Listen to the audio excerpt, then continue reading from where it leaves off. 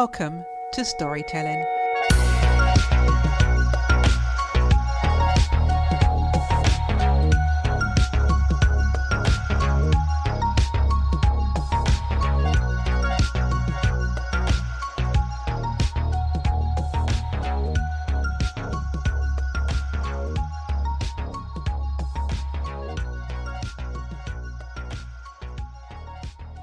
This week's guest is someone with a decade of expertise in mastering personal branding and a diverse background that spans journalism, PR and communications. They've not only authored 4 books, but have also built a remarkable presence on LinkedIn with over 50,000 followers and recognition as a LinkedIn top voice. Additionally, they founded the Visible Woman Tribe, a global community for women in business and leadership. Please welcome Mildred Talabi. Hello, Mildred, and welcome to the podcast. Hi, Debbie. I'm so glad to be here with you today. Mildred, can you tell us a bit more about what you do? Well, I have a self-appointed title of LinkedIn Visibility and Personal Branding Coach. So what that means essentially is that I help women, female leaders and women in business to build powerful personal brands on LinkedIn in order to move your career or your business forward. And I do that through teaching them how to be visible on LinkedIn. So my key mantra is start being visible. Today's the day to start being visible. Why do you think it's important for women to be visible? Because I know sometimes people feel very self-conscious about any form of social media activity. Yeah, so I want to actually touch on that word, that social media, in a second. But if I don't, remind me. So the reason I think it's important for women to be visible, I would have to take you back to what I was actually doing before I got into this business. So my background is journalism. I trained as a journalist and I worked in the media for a bit before I moved into first PR for a short period of time and then later on communications for a much longer period of time. But as you may well be aware, the whole journalism, media, PR, comms field is actually all based on visibility. So the people that you see being interviewed on TV, on radio, on newspapers, whatever it is, the people that you see most often, they're not often the most knowledgeable. They are just the ones who are most visible. And visibility breeds more visibility. So the more visible you are, the more you are seen, heard, the more you are remembered. And guess what? The more opportunities come your way. So visibility is all about increasing the chances of you getting opportunities to move your career or your business forward. My clients, when they work with me, they tend to increase in either one or all 3 of these areas. And that's they increase their influence, they increase their income, and they increase their impact. And all of that is possible when you start being visible. You cannot continue to be the world's best kept secret in whatever field that you're in, because that doesn't serve you and it doesn't serve your audience either. Being visible is the key to changing that status. What type of visibility does a person need in order to move forward? So this is where the social media thing comes into it. I teach women how to be visible on LinkedIn in particular. And the reason it is LinkedIn and not Facebook and Instagram and TikTok and Snapchat and Threads and Twitter, oh my God, it's exhausting, the whole list of everywhere that you can potentially be visible. But the reason that it is LinkedIn is that LinkedIn is a professional platform. It wasn't actually created as a social media platform. It was created as a professional platform. So the motivation of the platform and its reason for being is very different from all the other platforms in that sense. So being visible on LinkedIn allows you to be seen by the right kind of people who potentially can hold the key to that next step in your career or in your business. So the very first place to start is to change that mindset of LinkedIn being yet another social media platform. And that's where I tend to start with people. I say, LinkedIn is not a social media platform in the same way that Facebook or Instagram is. I spend some time on Instagram, usually wasting my time scrolling through the feeds and laughing at things or looking up hair ideas or whatever it is. But when I'm on LinkedIn, the time that I use on LinkedIn and spend on LinkedIn is an investment in my marketing activities as a business owner. And prior to that, when I was in the employed world, it was an investment in increasing the opportunities for me as an employee. both within my organization and outside of that. So the difference between someone who's visible and who's not visible in our day and age today is that social media, if I use that broad bracket and include LinkedIn for just a second, is that you have to start showing up on social media because that's where things are happening these days. COVID lockdown showed us that actually real life exists, but there's a whole world online that we also need to master if we are going to improve opportunities for ourselves. And that's where being visible on LinkedIn comes into it.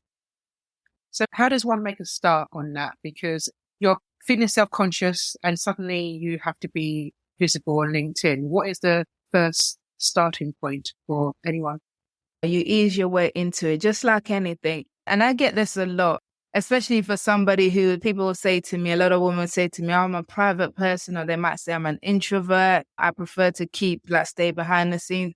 Listen, when I studied journalism, I had the choice to go to different disciplines. I could either go broadcast or I could go print and all of that.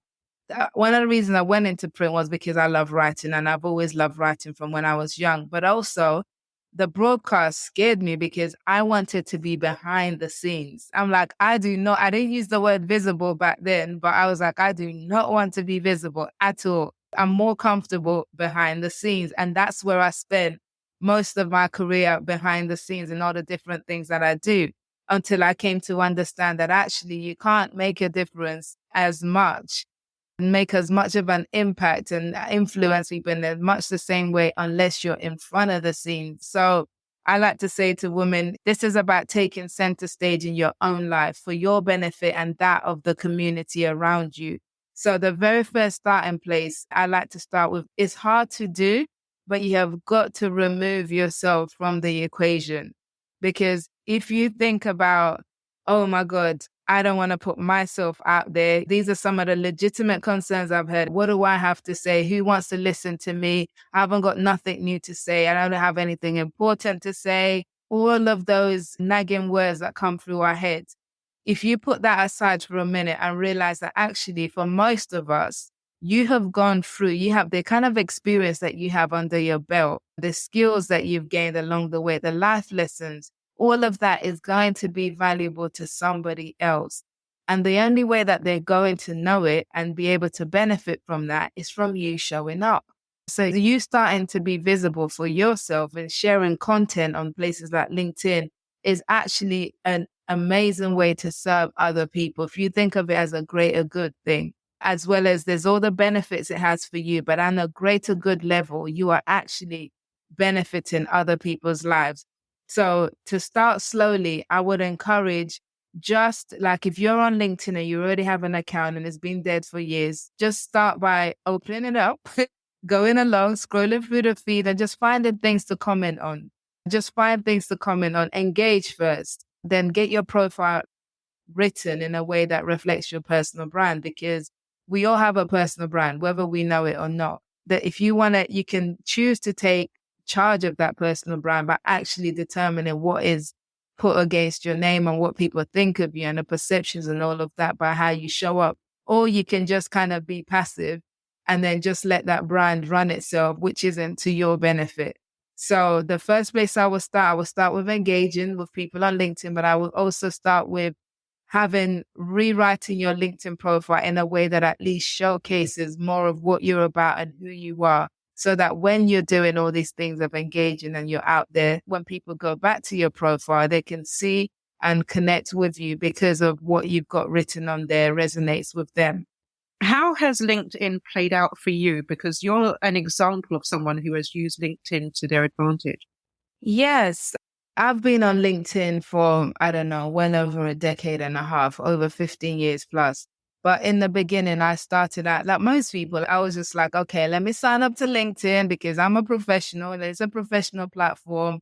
Basically, at the time, it was like, oh, this is a glorified CV place to put my CV resumes, if you've got international listeners, to put my CV out there and see what happens. But then along the way, I slowly started to share things on LinkedIn, because one of the things is when I had my career doing my media career, etc., I always had a business on the side. So I straddled both worlds. I was side hustling throughout my entire career. So I had a business and I had a career. And so I started to put things out on LinkedIn, little bits, little thoughts. I'll share some thoughts here and there. I was writing blogs. I'll share some of that on LinkedIn. And it started to get good engagement. LinkedIn became the place. There's a time I ditched business cards. So instead, it was like, go find me on LinkedIn. Let's connect on LinkedIn, because you get a business card from a networking event, you take it home, put it in your desk, and you don't think about it for another 5 years.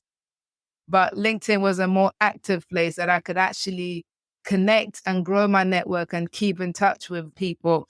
So I kind of eased in this way, posting every now and again when I was inspired, which was maybe, I don't know, once every week or a couple of times, 3 times a month. But there was never an intentional strategy. It was just kind of just going along. But even with that, I started to notice positive effects from that. In one of my jobs I had previously, for example, I was employed in one capacity in communications. And by the time I left the job, I had completely transformed my role to being in employment and careers, which lined up more with what I was doing in my business. And that was because I had built a personal brand that was visible on LinkedIn. And I was using that as a platform to kind of share what I was about. So I remodeled my job to suit what I was doing. And that was possible because my directors, etc., could see what I was doing.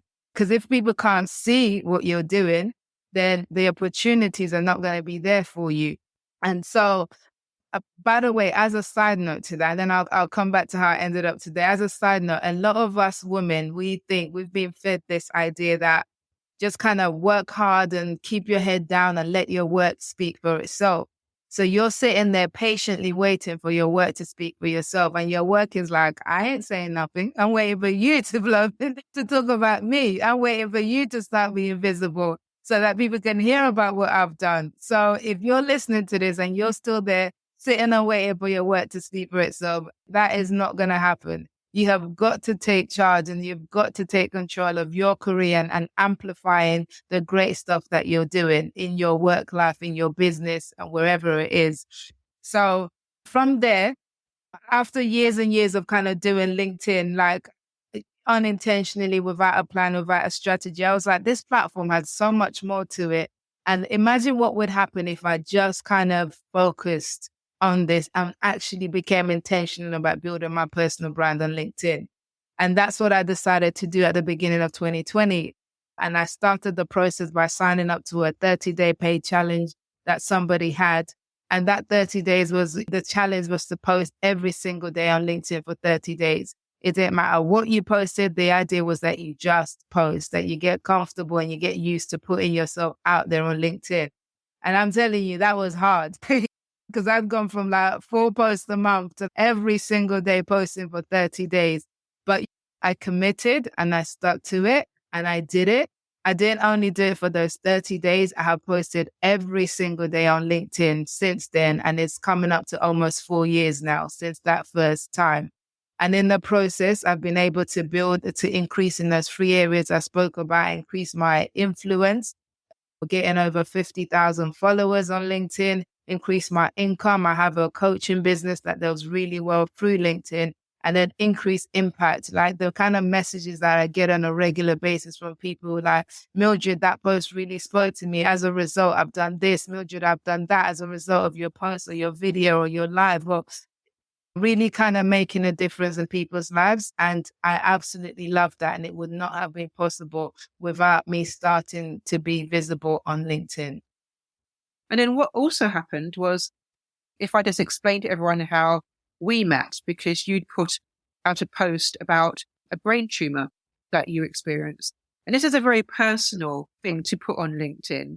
How comfortable did you feel about sharing something so personal? Yeah, so the brain tumor post I put out was recently, and this is September at the moment. So every September, I kind of celebrate the anniversary of me recovering from a brain tumor, which I had in September 2019. I ended up spending the whole month of September 2019 in hospital, having the surgery in intensive care, recovering from there, which took almost a year to get back fully to myself.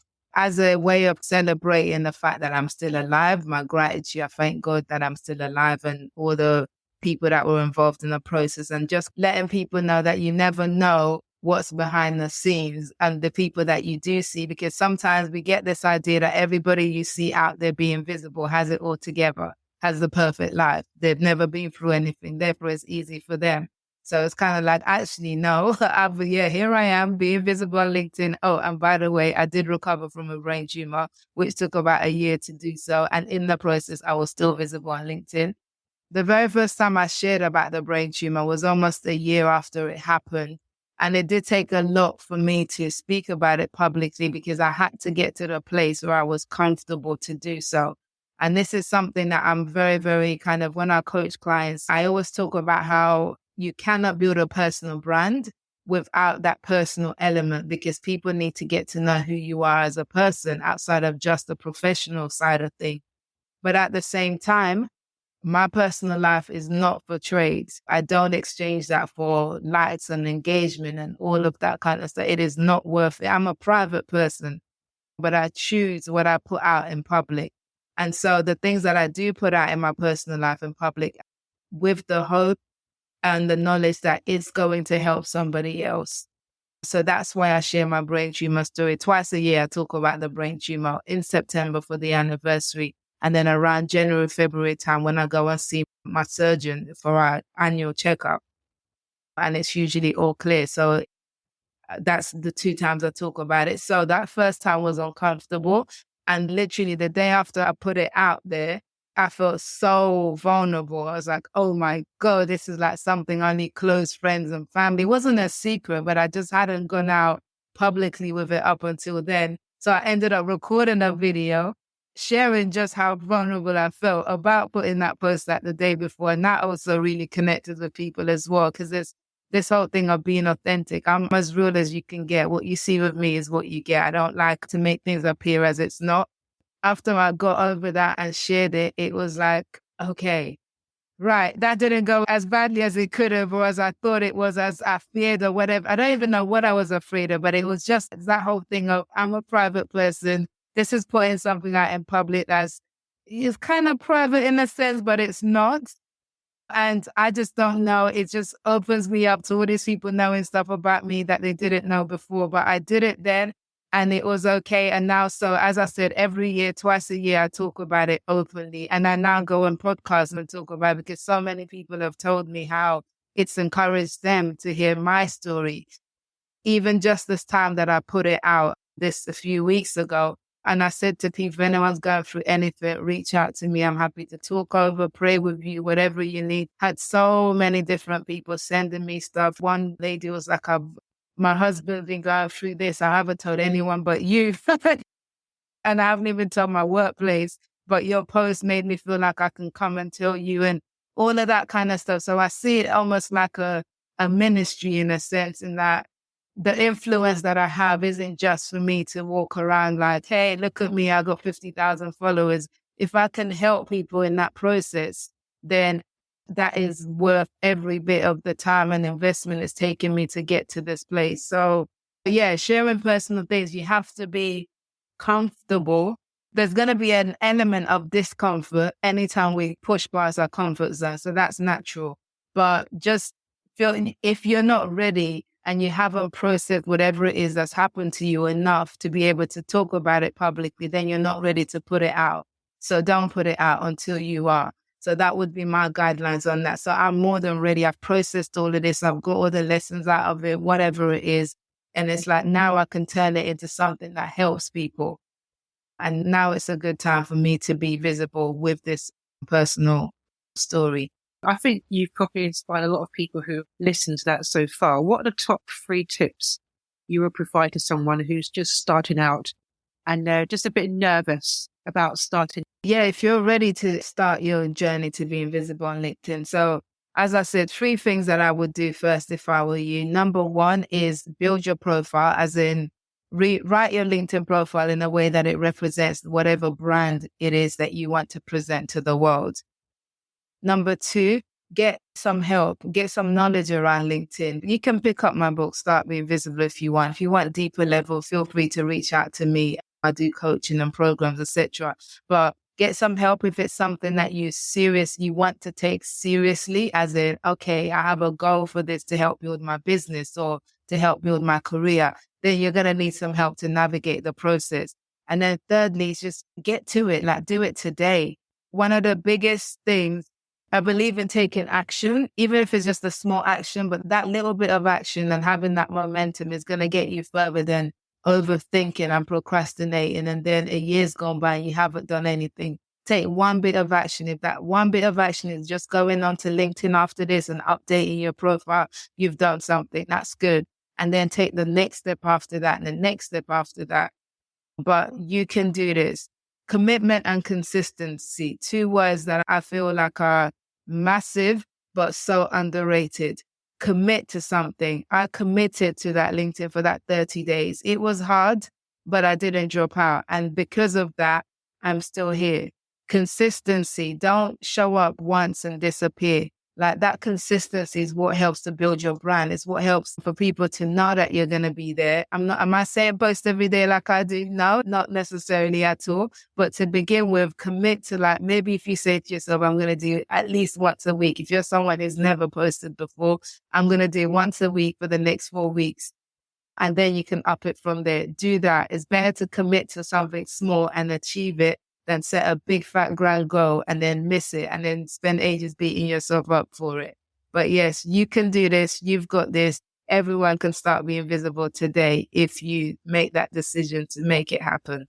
Mildred, thank you so much for being a guest on this podcast and for your amazing advice. Thank you so much, Debbie, for having me. It's been an absolute pleasure and I hope it has been helpful. If you would like further details about Mildred, then please follow the links in the show notes.